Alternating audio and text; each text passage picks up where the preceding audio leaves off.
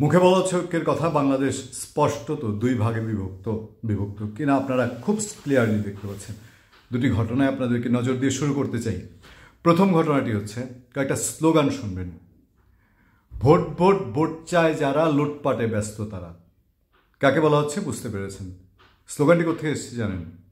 ওই যে বৈষম্যবিরোধী ছাত্র আন্দোলন 31 31 ডিসেম্বর শহীদ মিনারে যে প্রোগ্রাম করেছে সেখানে গলা ফাটিয়ে বৈষম্যবিরোধী ছাত্র আন্দোলনের সমন্বয়করা পর্যন্ত এই স্লোগান দিয়েছেন এবং দেয়ালে দেয়ালে তারা লিখেছেন। আরও কি লিখেছেন জানেন? কাদের প্লাস মির্জা ভাই ভাই, আমাদের শান্তি নেই। আমরা দেখেছি স্লোগান দিয়েছে তারা, ভিডিও আছে যেখানে বলা হচ্ছে সংস্কার না নির্বাচন, নির্বাচন না সংস্কার, সংস্কার সংস্কার, গলা ফাটিয়ে ফেলছে। এবং স্পষ্টত বৈষম্য বিরোধী ছাত্র আন্দোলন এবং জাতীয় নাগরিক ঐক্য এবং সংশ্লিষ্টরা কোনো উপদেষ্টা সেখানে নীরব, কেউ কিছুটা রাখতে না পেরে বলে বসছেন নির্বাচন নিয়ে রাজনীতিবিদরা ব্যস্ত হয়ে গেছে। এই একটা অংশ। আর প্রতিপক্ষ রাজনৈতিক দলগুলো, সেটা বিএনপি বলি, জাতীয় পার্টি বলি, আওয়ামী লীগ তো অবশ্যই, তারা ক্লিয়ারলি বলছে নির্বাচন দিতে হবে। কি হয়েছে যাচ্ছি, তার আগে আরেকটি উদাহরণ দিয়ে নিই। এই উদাহরণটা কোথায় সঙ্গতিপূর্ণ এটা আমি আপনাদেরকে পরে বলবো। এবং এক ভণ্ডপীরের কাহিনী। ভণ্ডপীরের কাহিনী বলা যায় কারণ বাংলাদেশে এসব খুব দেখা যায়। তার নাম হচ্ছে কামরুল হুদা। ভদ্রলোক ছাত্রদল করেন এবং কুমিল্লা দক্ষিণ জেলা ছাত্রলীগের যুগ্ম আহ্বায়ক, 14 গ্রাম উপজেলা ছাত্র দলের তিনি সভাপতি। বক্তৃতা দিয়েছেন একটা অনুষ্ঠানে, ছাত্রদলের প্রতিষ্ঠাবার্ষিকী ছিল আপনারা জানেন। সেখানে তিনি বলছেন যে দিনে প্রতিদিন বিএনপির প্রতিষ্ঠাতা জিয়াউর রহমানের নাম প্রতিদিন নিলে বেহেশত নিশ্চিত। তো সাংবাদিকরা প্রশ্ন করেছিলেন, আমি আমাদের সময় রিপোর্ট দেখলাম, সেখানে প্রশ্ন করেছে, তিনি উত্তর দিয়েছেন, হ্যাঁ তিনি বক্তব্য দিয়েছেন। কারণ কি উদ্দেশ্যে? বলেন যে শহীদ প্রেসিডেন্ট জিয়াউর রহমান পবিত্র মক্কা শরীফে গিয়ে নিম গাছ লাগিয়েছিলেন, সেই জন্যে শহীদ রাষ্ট্রপতি জিয়ার নাম প্রতিদিন বললে বেহেশত ফরজ। কি হয়েছে জানেন? তমাল নামে এক ভদ্রলোকের পোস্টেই আমি এটা পেলাম, তারপরে আমাদের সময় ঘাটলাম এবং ওই তমাল লিখেছেন যে এই চাটুকারের দল আগে যে দৌড় দিবে দল বিপদে পড়লে, এবং এগুলাই যে দলকে ডুবায় অতি চাটুকারিতা, এটা আওয়ামী লীগ দেখিয়ে গেছে। আওয়ামী লীগের বহু চাটুকার, বহু হাইব্রিড এবং বহু এইসব ভণ্ডপীর দেখিয়েছে। এইসব ভণ্ডপীরের কারণেই আওয়ামী লীগ এবং বিএনপির মতো দলগুলোর পেছনে আন্ডা বাচ্চাগুলা এখন বলছে কি চাচার বয়সী ছাত্র যারা দেশ বদলাবে কিভাবে, তারা এই স্লোগানও দিচ্ছে। ওরা যে বলার সাহসটা, স্পেসটা পাচ্ছে, এই যে চাটুকারদেরকে দলে রাখা হয় এবং দলে রেখে এইসব শুনে আবার কেউ মজা পায়, খুশি হয়।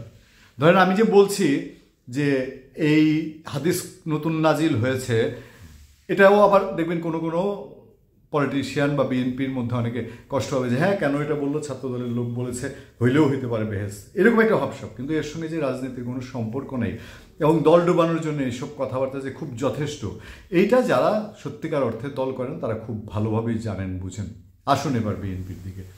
আমরা কেন প্রশ্ন তুলছি, কেন বলছি যে একেবারে স্পষ্টত দ্বিধা বিভক্ত কিনা, এবং বিএনপি বনাম বৈষম্যবিরোধী ছাত্র আন্দোলন, সরকার এবং জাতীয় নাগরিক ঐক্য, আর যদি আড়ালে বলি জামাতে ইসলামী, তাহলে এই চার শক্তি বনাম বিএনপি লেগে গেছে কিনা।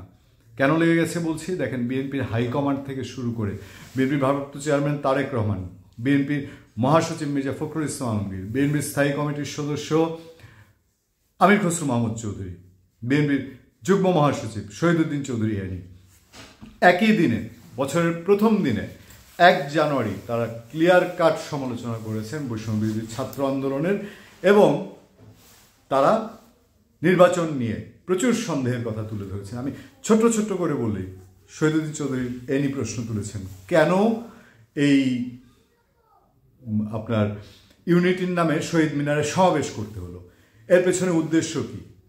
যারা বক্তৃতা দিয়েছে সে বক্তৃতাও তিনি ফলো করে বলেছেন, ওই যে স্লোগানগুলো তুলে ধরেছেন এবং বলেছেন যে তাদের বডি ল্যাঙ্গুয়েজ কি, তারা কি চায়। ওকে, বিএনপির মহাসচিবও বলেছেন যে নির্বাচন পেছানো চলবে না, নির্বাচন পেছানোর জন্য যে কোনো ধরনের টালতিবালতি তারা সহ্য করবে না। আমির খসরু মাহমুদ চৌধুরী আরও কড়া করে বলেছেন, তিনি বলেছেন যে যদি এই সরকার নির্বাচন পেছানোর কোনো চেষ্টা করে তাদের পরিণতি, ইন্টারিম গভর্নমেন্ট স্পষ্টত বলেছেন ডক্টর ইউনূস সরকার সম্পর্কে, যে যদি নির্বাচন পেছানোর জন্য কিছু করা হয় তাহলে সেটা হচ্ছে তাদের পরিণতি শেখ হাসিনার মতোই হবে। ক্লিয়ার, একদম তার স্পষ্ট বক্তব্য। এবং তিনি আরও সমালোচনা করেছেন যে এইভাবে নির্বাচন পেছানোর চেষ্টা করা যাবে না, সংস্কারের নামে করা যাবে না। বিএনপি মহাসচিবও বলেছেন যে নির্বাচন পেছানোর কোনো চেষ্টা মেনে নেওয়া হবে না, বিএনপি ভাঙার কোনো কেউ বিএনপি কখনো ভাঙতে পারবে না। তারেক রহমান বলেছেন এই যে সংস্কার না নির্বাচন, এই প্রশ্ন যারা তুলে এইটাই অবান্তর, এবং এই প্রশ্ন তোলাই হচ্ছে অসৎ উদ্দেশ্যে একটা বাজে পরিস্থিতি তৈরি করার জন্যে। তিনি বারবার জনগণকে এবং তাদেরকে ঐক্যবদ্ধ থাকার কথা বলছে, তাদের নেতাকর্মীকে ঐক্যবদ্ধ থাকার কথা বলছেন। তার মানে বুঝে নেন যে আগামী দিনে কী হতে যাচ্ছে। আসুন জাতীয় পার্টিকে সমাবেশ করার, সভা করার অনুমতি দেওয়া হয়নি। আগে মৌখিকভাবে বলা হয়েছিল বলে জাতীয় পার্টি দাবি করছে, অনুমতি দেওয়া হয়নি। জাতীয় পার্টি বলছে নব্য ফেসিবাদ জেকে বসেছে, নব্য ফেসিবাদ তৈরি হয়েছে। ক্লিয়ারলি তারা অভিযোগ করছেন এই সরকার সম্পর্কে, এবং তারা বলছেন তাদের অধিকার খর্ব করা হচ্ছে, তাদেরকে ফেসিবাদের দোসর বলে অযথাই আখ্যা দেওয়া হচ্ছে। যে কোনো পরিস্থিতি, যে প্রেক্ষাপটই হোক না কেন, আমরা দেখতে পাচ্ছি রাজনীতির কালো মেঘ দিন দিন কি গভীর থেকে গভীরতর হচ্ছে।